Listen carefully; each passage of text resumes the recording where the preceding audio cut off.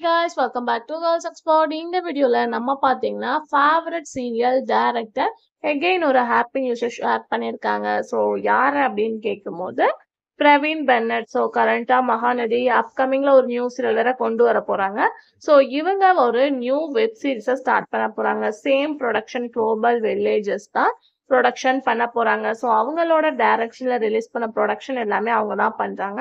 So இவங்க ஒரு web series start பண்ண போறாங்க. அது ஜியோ ஹாட்ஸ்டார்லையும் டெலிகாஸ்ட் பண்ண போறாங்க.